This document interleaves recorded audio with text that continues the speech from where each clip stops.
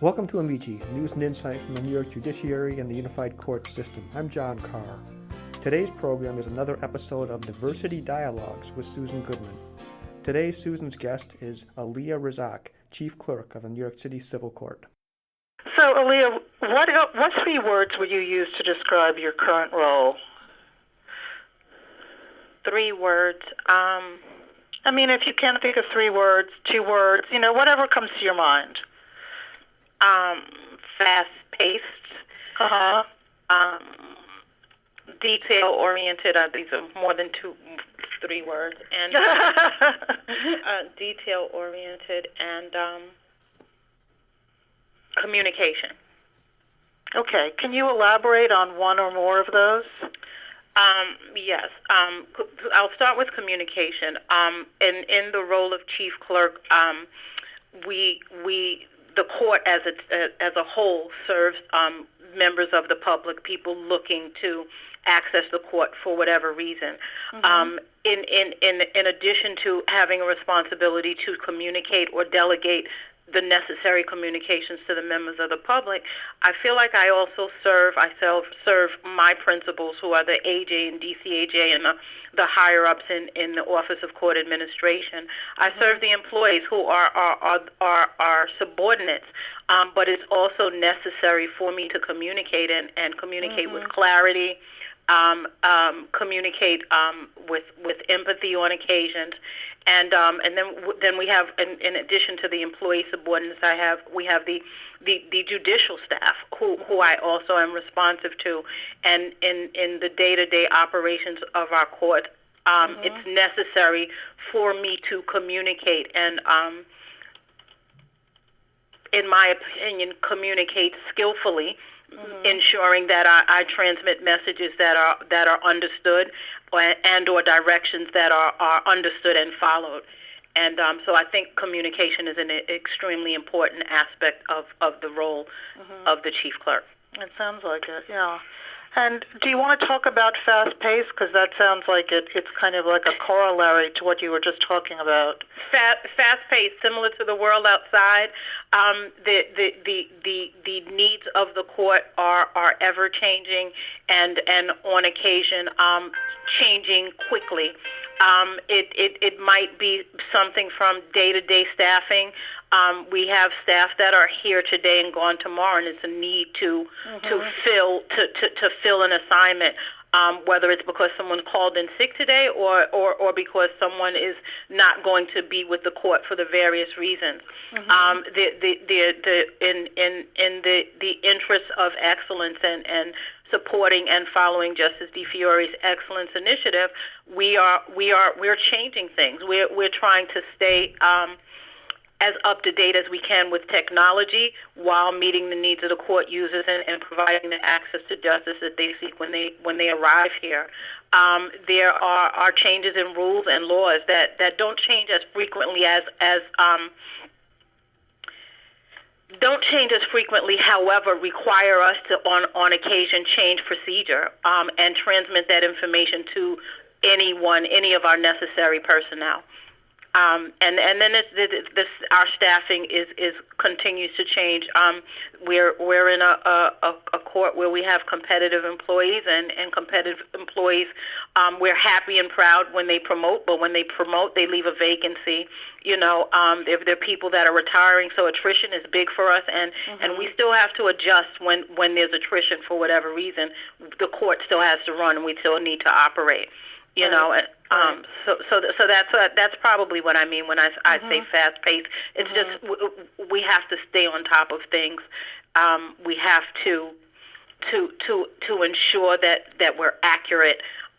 We have to correct errors. All of that. And it's I would also include that some of our units are busier than others.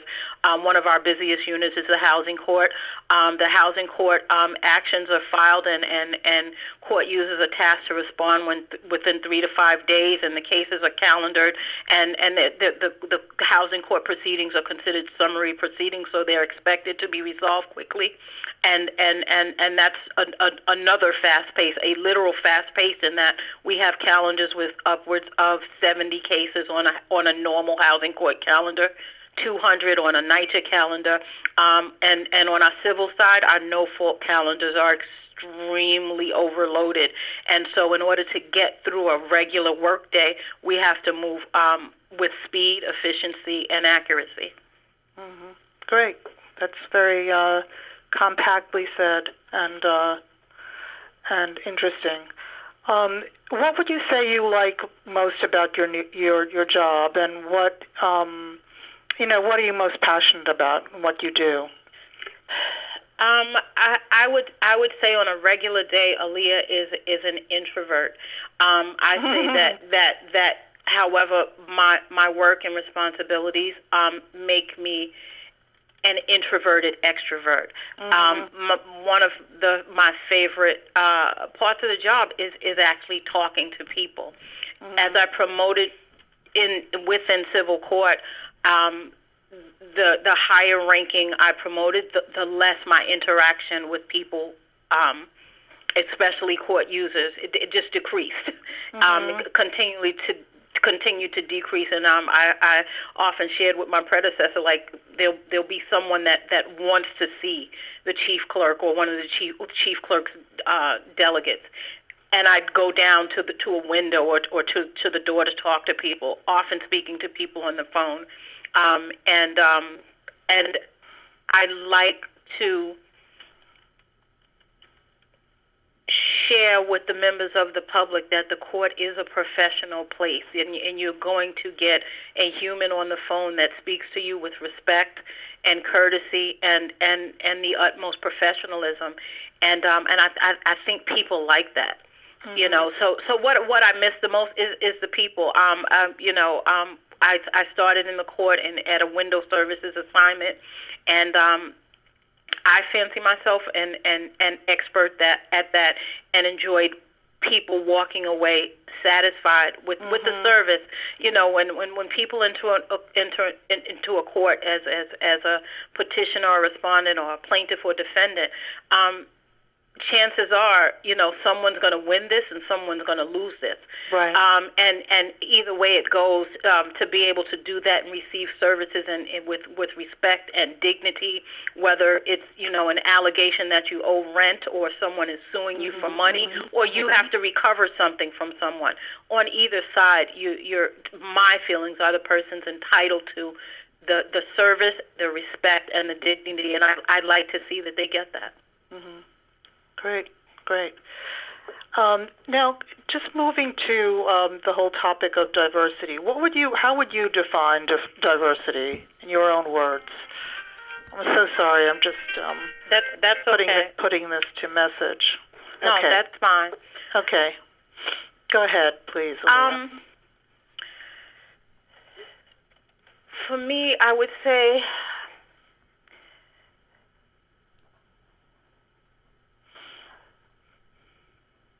if you would like to come back to that question, we can certainly do that if you want to have time to think about it. I'm going to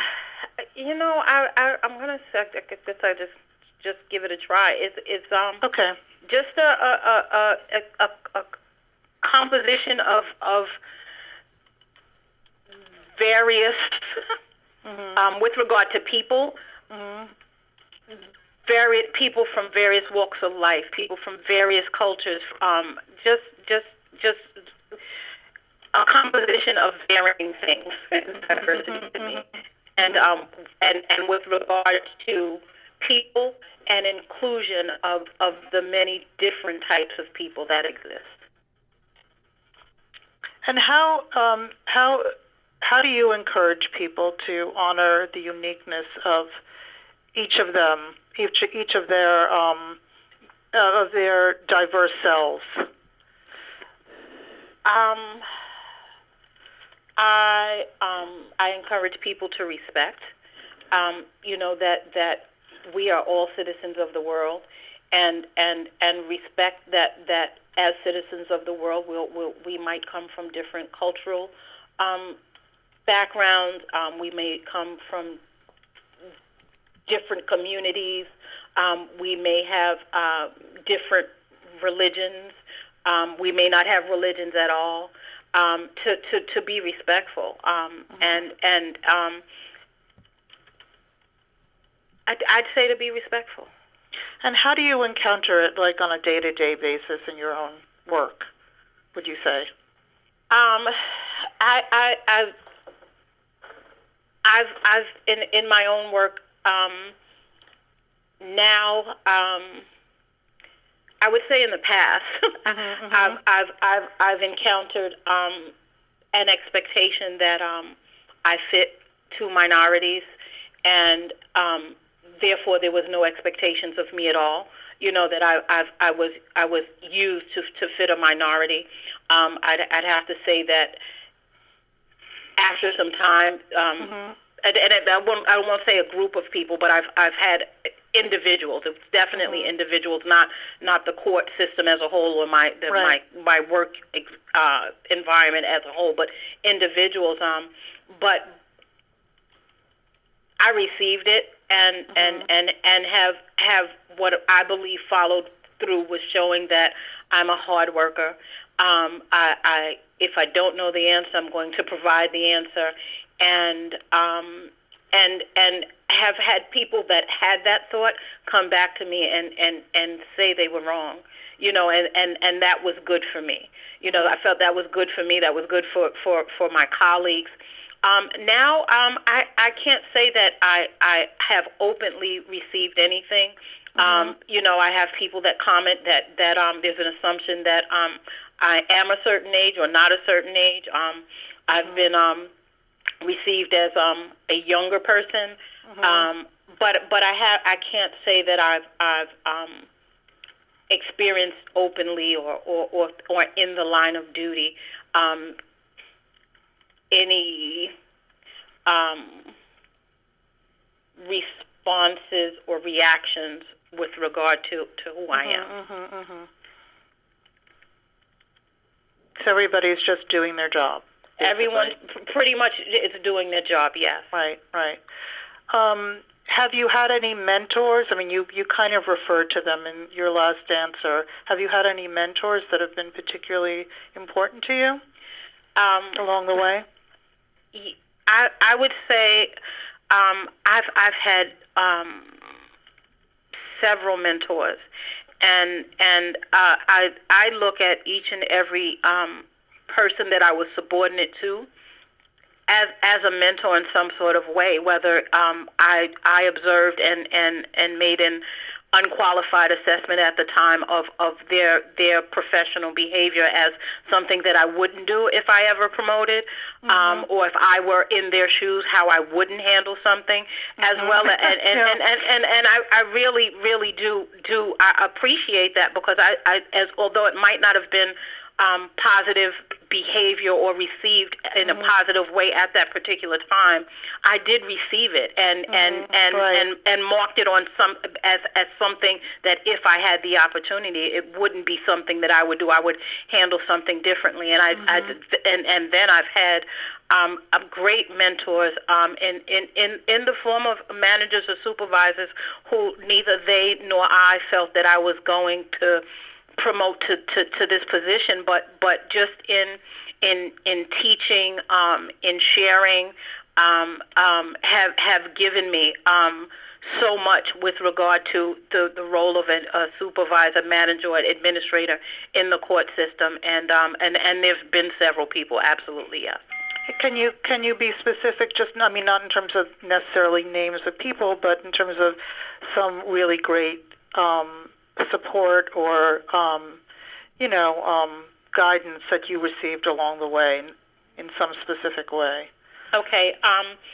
So in one of my assignments, I was probably a court assistant, and as a court assistant, one of the assignments I had was as administrative support to a borough chief, and in that role, just in answering the phone, almost conducting secretarial responsibilities, I was given the opportunity to read and proofread letters or communications that were going out. Of course, confidential, but I was able to give input. Did you mean to say this? Because I would have said this way. And it was received. I've been given the opportunity that though I wasn't assigned to a clerk's office window, when one of the managers fell short and didn't have someone to assign, I'm like, if you'd like, I'd go down and I'd help. I'll help do that. I was able to give ideas, and they were considered. I was allowed to on one of the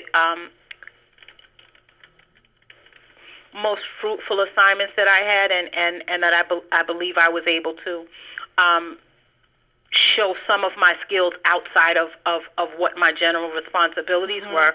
Was the civil court was working with criminal court to add a housing piece or part to the Community Justice Center in Red Hook. And the higher-ups in New York City Civil Court visited King Civil Court, which was in close vicinity to Red Hook, and I happened to be assigned there. And they were looking for someone to volunteer and go to Red Hook and assist criminal court in training their employees with the rules and procedures and practices as they applied to the housing court. And there was a volunteer, and the group selected the volunteer. However, the volunteer didn't do a lot, and wasn't as versed as they should be, and really might have even spoke to. They weren't sure why they volunteered for it, and so I did. I volunteered, and it was successful. I was able to liaison not just between criminal court and civil court, but with the outside agencies, the Center for Court Innovation, New York City Housing Authority, and the judge at the time that managed and his staff that managed the Red Hook Community Justice Center. And today the housing court unit still operates from the Community Justice Center. That's great. That's great. So, I mean, how would you advise prospective applicants? I mean, since you seem to have risen, and succeeded so well within the court system. How would you advise prospective applicants to the court system and/or those who wish to advance within it? What I would advise is it's probably a long answer, and I apologize for this. No, that's okay. Please. Is to learn your duties, your responsibilities, and become proficient in them. I also fancy and do a good job, whether it's communicating with the public, whether it's moving papers and processing warrants or judgments, whatever your job is, do it well. With regard to communicating with people, just imagine that each and every communication we have at work is an interview. You are showing who you are to that panel or to that person that might be selecting you for a job. You never know who you're speaking to and when you're going to meet them again. And for that reason, it's always important to put your best foot forward. Give your best you. We working in the courts where, again, when the people walk in the building, whether they're a petitioner, respondent, plaintiff, defendant, it's quite possible that they have there's something that they might lose. And we don't often know the people on the other side of the window. We don't often know the users of the court. So there are occasions when there are people that are frustrated. There are people that are anxious, and their tone may be on occasion a little challenging, but it's not personal. There's nothing personal there, and so it's for us to be empathetic, to be understanding, to be patient, and to hear what's going on with the person on the other side of the window. Some people can articulate it a little better than others, and those that aren't experts at articulating it shouldn't be treated any different. So at the end of the day, treat every interaction, every communication as an interview, and that's great advice. And it's gonna go well. And then lastly for me, I share with my staff that I have. In some other environment might be called nosy, but when I'm at work and in being introduced to a new assignment, I term myself as professionally curious. It's important for me to learn not just what my role is, and without stepping on toes of my colleagues, learn what's going on around me. I might be in the middle of the machine and responsible for keeping that piece moving, but it's important for me to learn what goes on around, and I think that's been helpful for me also. I just I didn't want to pigeonhole myself into one assignment, and it helped me to learn what was going on around me. It helped me with regard to volunteering. If there's a project going on, there's pretty much a template for most of our responsibilities. And once you've learned the template and become an expert at it, there's a possibility that it's mundane, it's routine, it's redundant, but it's necessary, and we understand that it's necessary. So learning other things helped me get past that. Helped my managers and supervisors in identifying if they needed a backup for something else, that they could rely on me because I took it upon myself, with their permission, of course, to learn something else. And I think that has helped it all. And then the last thing I would say is that we're hired to do certain things and fill certain roles, depending on the needs of the court. And it's not often that our background stands out with regard to our professional background or our educational background. And there's so many hidden talents. And if you have a hidden talent, though it might not, we might not be able to utilize it on Wednesday morning when we're trying to resolve crowds in our waiting areas and lobbies, but we're always open for suggestions. And I think that if you have a background where you're into digital technology and you realize that we're way behind the times in that and have some ideas, please submit them. And I always share, on occasion I speak to new clerks as they're going into their new roles.